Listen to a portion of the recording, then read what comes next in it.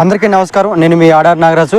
ఏదైతే కేటీఆర్ గారి మీద కేసు నమోదు చేయడం జరిగింది ఈ ఫార్ములా రేస్ మీద, అయితే నిన్న కేటీఆర్ గారిని అరెస్ట్ చేస్తారని కూడా పెద్ద ఎత్తున ప్రచారం జరగడం జరిగింది. అదేవిధంగా తెలంగాణ భవన్ చుట్టూ కూడా పోలీసులు మోహరించడం జరిగింది. అయితే ఒక్కసారి ఈ కేసును మనం ప్రధానంగా పరిశీలించినట్లయితే మాత్రం కేటీఆర్ గారి యొక్క ఏదైతే ప్రభుత్వం ఉన్నప్పుడు కేటీఆర్ గారి యొక్క ఆదేశాల మేరకు హైదరాబాద్ మెట్రోపాలిటన్ ఏదైతే అథారిటీ ఉందో ఆ అథారిటీ రిజర్వ్ బ్యాంక్ ఆఫ్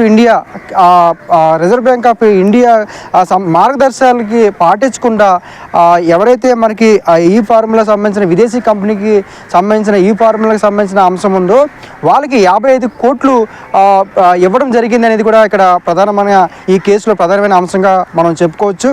అదేవిధంగా ఏదైతే ప్రభుత్వం ఉన్నప్పుడు క్యాబినెట్ లేదా ఆర్థిక శాఖ అనుమతి ఖచ్చితంగా తీసుకోవాల్సిన అవసరాలు ఉంటాయి, కానీ ఇందులోని తీసుకోలేదు అనేది ఒక ప్రధానమైన ఈ కేసులో ఒక ఆరోపణ. అయితే ఆ క్యాబినెట్ అదేవిధంగా ఆర్థిక శాఖ మంత్రి అనుమతి తీసుకున్నారా లేదా అనేది మాత్రం కేవలం ఆరోపణ మాత్రమే, కానీ ఆ టైంలో నిజంగా తీసుకున్నారా లేదనేది మాత్రం మనకి ఖచ్చితంగా అంచనా వేయలేము. అయితే ప్రధానమైన ఇందులో ఆరోపణ ఏంటంటే ఏదైతే హైదరాబాద్ మెట్రోపాలిటన్ డెవలప్మెంట్ ఏదైతే ఉందో అది ఈ ఫార్ములా రేసుకు సంబంధించిన అప్పుడు బీఆర్ఎస్ ప్రభుత్వంలో ఉన్నప్పుడు చేసిన ఏదైతే ఈ ఫార్ములా సంబంధించిన రేసు ఉందో అందులో రిజర్వ్ బ్యాంక్ ఆఫ్ గైడెన్స్ని పాటించకుండా ఈ యొక్క విదేశీ కంపెనీకు 55 కోట్లు చెల్లించారనేది ఇక్కడ ఈ కేసులో ఒక ప్రధాన అంశం. ఈ కేసు మీదే నిన్న కేటీఆర్ గారిని అరెస్ట్ చేస్తారని కూడా చెప్పడం జరిగింది. అయితే ఈ కేసు మీద కేటీఆర్ గారు నా మీద కావాలని ఉద్దేశపూర్వకంగా నన్ను కుట్రపూర్వకంగా రాజకీయపరంగా ఇబ్బంది పెట్టేందుకు నన్ను అరెస్ట్ చేసే ప్రయత్నం జరుగుతుందని చెప్పి నిన్న హైకోర్టుని ఆశ్రయించడం జరిగింది.